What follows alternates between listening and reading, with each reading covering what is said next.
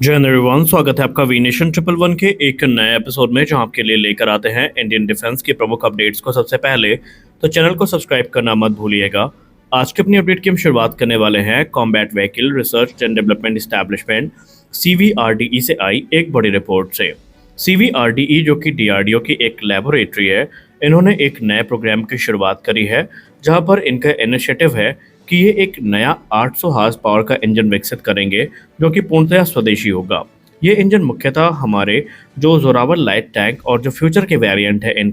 इनको पावर करने के उद्देश्य से बनाया जाएगा। ये डेवलपमेंट बेसिकली 600 हार्स पावर का जो पावर प्लांट है उसके डेवलपमेंट को फॉलो कर रहा है, जिसका मुख्य तौर पर उद्देश्य होगा next generation track combat vehicle को पावर करना, जो कि 25 से लेकर 30 टन वजनी हो सकती है। यानी ये कह सकते हैं हम कि जो जोरावर लाइट टैंक का फ्यूचर वेरिएंट है उसको पावर करने के लिए 800 हॉर्स पावर का जो इंजन है वो इस समय विकसित किया जा रहा है, और ये काम लार्सन एंड टुब्रो और DRDO साथ में मिलकर कर रहे हैं। इस प्रोग्राम को और ज़्यादा तेज़ी देने के लिए जो हाई पावर इंजन विकसित किया जा रहा है उसके लिए बाकायदा CVRDE ने जो रिक्वेस्ट फॉर इंफॉर्मेशन है,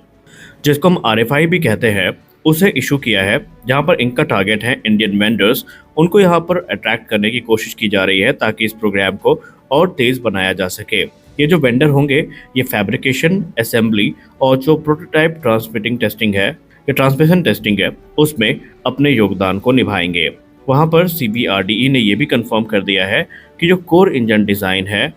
इसका जो टोटल कंट्रोल है ये CVRDE के पास होगा, लेकिन जो सब सिस्टम ड्राइंग है और दूसरी चीज़ें हैं, यहाँ पर जो प्राइवेट सेक्टर की भूमिका है वो भी काफ़ी महत्वपूर्ण होने वाली है। अब अगर हम इस नए 800 हॉर्स पावर इंजन की बात करें तो इसमें हमें फुली ऑटोमेटिक ट्रांसमिशन देखने को मिलेगा, जो कि मॉडर्न ट्रैक प्लेटफॉर्म के लिए काफ़ी आइडियल माना जाता है, जो कि हाई मोबिलिटी की डिमांड करते हैं, लो मेंटेनेंस की डिमांड करते हैं और ऑपरेशनल रिलायबिलिटी भी एक क्रिटिकल फैक्टर होता है। करंटली अगर हम जोरावर लाइट टैंक की बात करें तो इसका जो प्रोटोटाइप है इसको कमेंस के 750 हॉर्स पावर के इंजन से पावर किया गया है, जबकि ये जो 800 हॉर्स पावर का इंडिजिनस इंजन होने वाला है ये फ्यूचर रिप्लेसमेंट के तौर पर देखा जा रहा है, जो कि फॉलो ऑन प्रोडक्शन बैचेस में हमें देखने को मिल सकते हैं। लार्सन एंड टुब्रो की जहाँ तक बात रही तो Larsen Toubro initially 59 Zorawar units को प्रोड्यूस करेगा, और आगे चल के जो टोटल नंबर्स है वो हमें 300 के आसपास देखने को मिलने वाले हैं। और ये जो इंडिजिनस इंजन है जो कि इस समय अंडर डेवलपमेंट है, ये आने वाले भविष्य में एक महत्वपूर्ण भूमिका निभाएगा,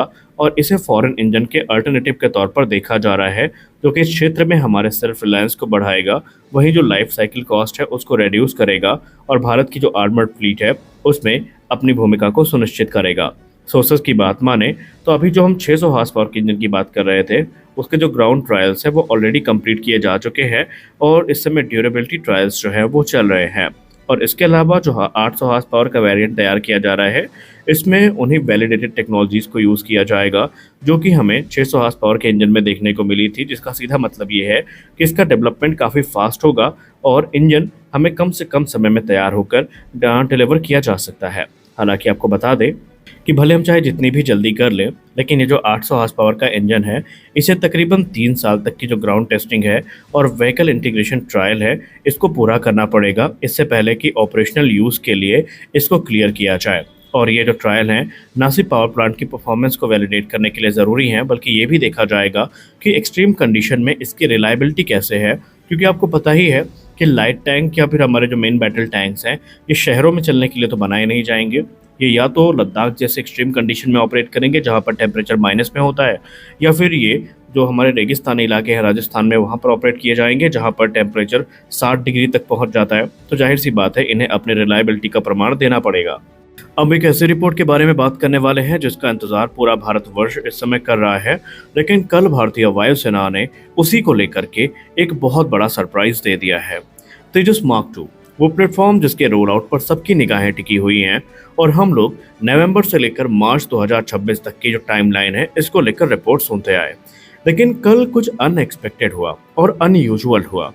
भारतीय वायुसेना ने ऑपरेशन सिंदूर से जुड़ा हुआ 5 मिनट का एक वीडियो पब्लिश किया, जहां पर भारतीय वायुसेना ने यह दिखाया कि विषम परिस्थितियों में भारतीय वायुसेना कैसे प्रतिक्रिया देती है, कैसे जो हमारे दुश्मन के मंसूबे हैं उनको नकारा जाता है, उनको विफल किया जाता है, और कैसे आपदा की स्थिति में भारतीय वायुसेना तुरंत रिस्पॉन्स करती है। इसी वीडियो में पाकिस्तान में जुड़ी जो स्ट्राइक्स हैं उसके कुछ विजुअल सामने रखे गए। यहाँ तक चीजें समझ में आ रही थी। एक तरफ जहां सुखोई 30 MKI, राफेल और मिराज 2000 जैसे प्लेटफॉर्म बम बरसाते नजर आ रहे थे और दुश्मनों के दिल में दहशत पैदा करते नजर आ रहे थे, लेकिन तभी वहीं पर एक वाइल्ड कार्ड एंट्री होती है। एक ऐसा कैमियो होता है जिसकी उम्मीद हमने किसी ने भी नहीं की थी और किसी ने सोचा भी नहीं था कि ये हमें इंडियन एयरफोर्स के ऑफिशियल वीडियो में देखने को मिल जाएगा। ये कैमियो था हम सबके चहेते तेजस मार्क 2 फाइटर एयरक्राफ्ट का। जी हाँ, कल पहली बार भारतीय वायुसेना ने तेजस मार्क 2 को फाइटर एयरक्राफ्ट का एक वीडियो जारी किया।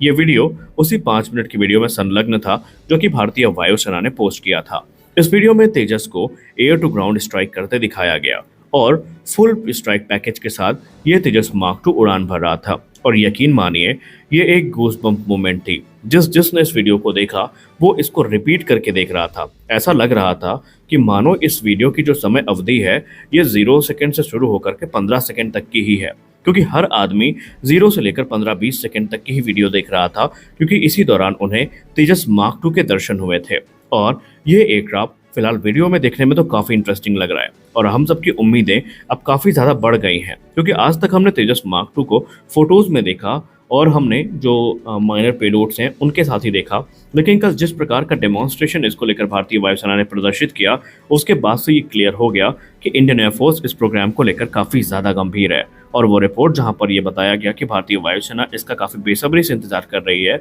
उसका वैलिडेशन भी कल हो गया। तेजस मार्क 2 एक मीडियम वेट फाइटर एयरक्राफ्ट होने वाला है जो कि 4.5 प्लस जनरेशन का होगा और ये तेजस मार्क 1A का सक्सेसर है। इसमें हमें एक बड़ा एयरफ्रेम देखने को मिलेगा, क्लोज कपल कैनार्ड्स देखने को मिलेंगी जो कल के वीडियो में भी देखने को मिली, इनहैंस्ड एरोडायनेमिक्स देखने को मिलेगी, मॉडर्न एवियोनिक्स देखने को मिलेगा जिसमें एडवांस उत्तम एसा रडार जो कि गैलियम नाइट्राइड बेस्ड है वो देखने को मिलेगा, डिजिटल फ्लाइट कंप्यूटर्स, इसके अलावा इलेक्ट्रॉनिक वॉरफेयर स्वीट और infrared search and track system भी हमें कल वीडियो में देखने को मिले हैं।